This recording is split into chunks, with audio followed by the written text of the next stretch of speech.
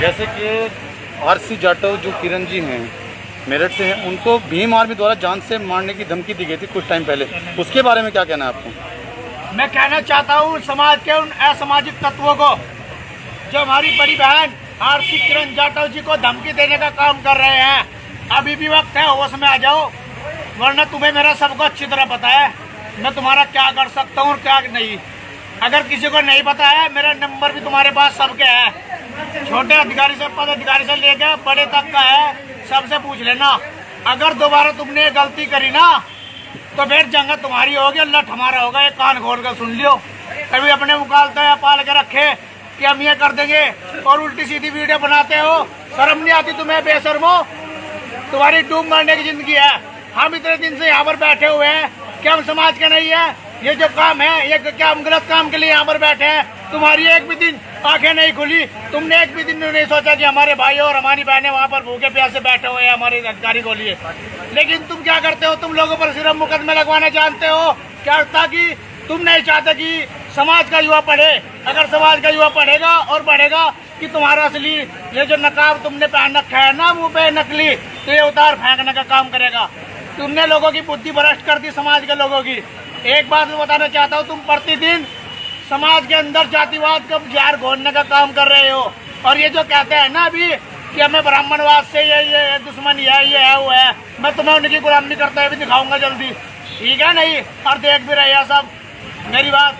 अरे एक बार और मेरी कान खोल कर सुन लो, अगर तुम्हारे दिमाग में बहन किरण जाटव जी के प्रति कुछ अभी है तो आ जाओ, मैं यहीं बैठा, और तुम्हें मेरे घर भी मालूम है, जहाँ मर्जी वहाँ जाइयो, वरना ये जुबान है ना जो कुत्ते की तरह तुम चलाओ, सिर्फ तुम भौंकी सको, ध्यान रखियो, वरना कभी भी एक बार और कह रहा, जब मर्जी जब आ जाइयो। अगर उल्टे सीधे कर एक भी वीडियो बनाए ना, आपका घर जाके मार दूंगा, तुम्हें ध्यान रखना।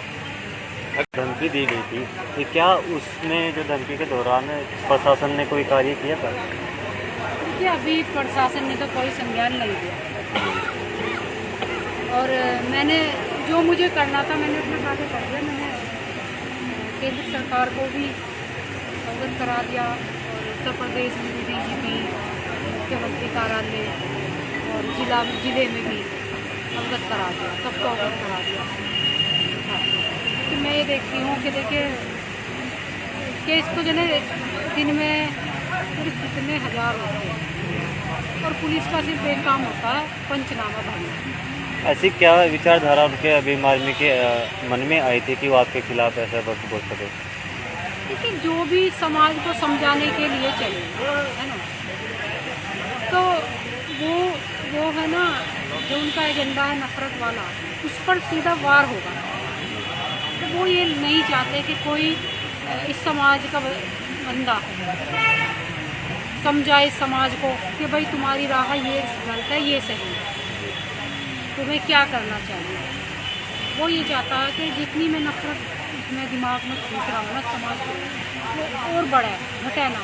और यहाँ तो वो आग उगल रहा है, तो हम यहाँ पे पानी डालने का काम कर रहे हैं, जल बिखेरने का काम कर रहे हैं आग पे, तो फर्क तो उसे पड़ेगा ही। उसकी ज्वाला, उसकी आग जो नफरत थी वो युवाओं के मन में डाल रहा है, वो गुजरी है, उसका एजेंडा सफल नहीं होएगा, तो उसको फ़र्क तो पड़ेगा ही, उसके लोगों को फ़र्क पड़ रहा है। और यही कारण है कि आए दिन मुझे धमकी दी जाती है। मेरे फ़ोन पर एक ना एक कॉल, एक ना दो, मतलब एक दो कॉल रोज़ आ ही जाते हैं ऐसे कि भाई तुम ऐसे क्यों बोल रहे हो, ऐसे क्यों। अरे भैया तो ये कह रही भैया तुम संविधान लेके हाथ में घूम रहे हो, तुम कहते हो कि हम इस देश में आज़ाद है और हम इस संविधान को मानते हैं, तो भैया आज़ाद तो हम भी हैं, हमारी भी अभिव्यक्ति है अपनी बातों को रखने की, हमें भी अभिव्यक्ति की आज़ादी है अपनी बातों को रखने की, तो हम भी आज़ाद हैं। हम इतना कह रहे हैं भाई तुम नफरत फैलाओ, हम प्रेम बांटेंगे, तुम आग लगाओ इस समाज में, हम गंगा जल इसमें डाल लेंगे, भाई इतने ही तो लड़ाई है। और मैं आज सहारनपुर में भी आई हूँ और मैंने समर्थन दिया है छात्र संघ समिति को, जिसका नेतृत्व ये संजीव दुर्जन जी कर रहे हैं, जो चौधरी चरण सिंह यूनिवर्सिटी के छात्र संघ के अध्यक्ष भी रहे हैं। और सर्व समाज की मांग है, सर्व समाज के बच्चों के हितों की मांग है, और इतना सा मुद्दा है तो ये जो सर समाज के छात्रों के हितों की जो मांग लेकर ये बैठे हैं, सरकार इस पर संज्ञान ले, सरकार इन मांगों को माने, इनके मांग पत्र को लेने सरकार का नुमाइंदा आए, यही तो मांग है। उसके लिए देखो इनको 20-25 दिन हो यहाँ पे बैठे भूखे हैं, 20 लोग बता रहे हैं कि 20 लोग भूख हड़ताल पर भी हैं। तो इसलिए मैं इन्हें समर्थन देने आई हूँ, क्योंकि मैं नहीं चाहती कि छात्रों का मनोबल टूटे और वो आगे भविष्य में अपनी पढ़ाई जारी ना रखें।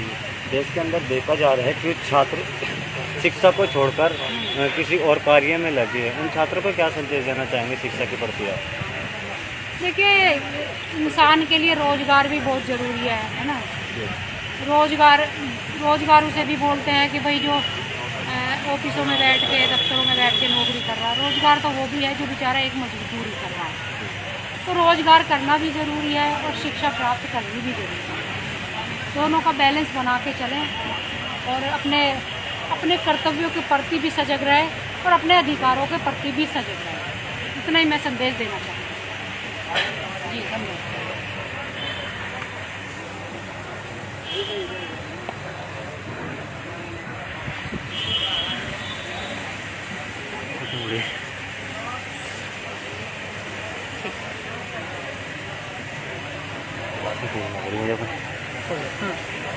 जी सर, परिचय अपना। मेरा नाम रॉबिन साइकिल है जी और पेशेवर लेक्चरर हूँ इंजीनियरिंग कॉलेज में। जी।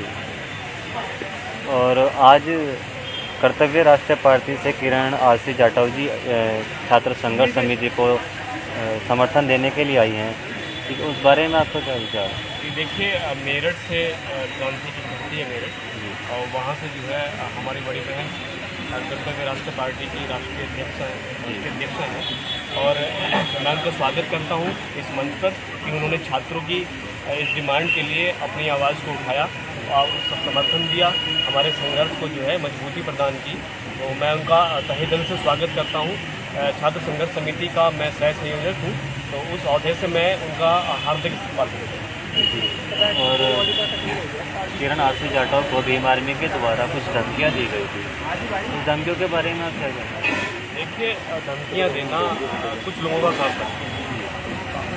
काम बन गया, जो समाज में जो है वो नफरत फैलाने का काम करता है और इसमें सरकार जो है वो पूरी तरह से मुलविस है।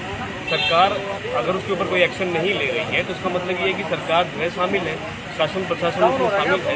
तो इस तरह की चीज़ें कम से कम प्रशासन को जो है अपनी निगाह में रखनी चाहिए और इस तरह की हरकत अगर कोई भी आदमी किसी भी संगठन से वो ताल्लुक़ रखता हो तो उसके ऊपर एक कार्रवाई करे और समाज में जो जहर घोलने का काम है, जो अभद्रता की जो भाषा है वो रुक जाए, जो लोग अभद्र बोलते हैं, गलत बोलते हैं, ताकि उन्हें जो है एक नियंत्रण मिल सके और कानून की रक्षा हो सके। इसके ऊपर जो है प्रशासन को और शासन को जो है, शासन तो शायद नहीं करेगा लेकिन प्रशासन को कम से कम ये सोचना चाहिए कि हाँ, हमें ये करना है। आज की उन्हें हम चीर के फाड़ देंगे, क्योंकि ये अधिकार हमारा है। यदि कोई धमकी देगा संवैधानिक रूप से या तो मान जाओ, नहीं तो हम उन्हें सिखा देंगे। क्योंकि बहन जी ने अभी हमारे बीच में आकर जो बात कही कि वो एएसपी और भीम आर्मी के आदमी हैं जो लगातार उनकी आवाज़ को दबाने का काम कर रहे हैं, उन्हें लगातार धमकी देने का काम कर रहे हैं। मैं बोल रहा हूं कि वो सुधर जाएं, वरना अंजाम इतना बुरा होगा कि आप लोग उस चीज़ के लिए तरसोगे और उनके घर में घुस के उन्हीं के साथ ये काम होगा। आज हमारी बहन हमारे बीच में हैं,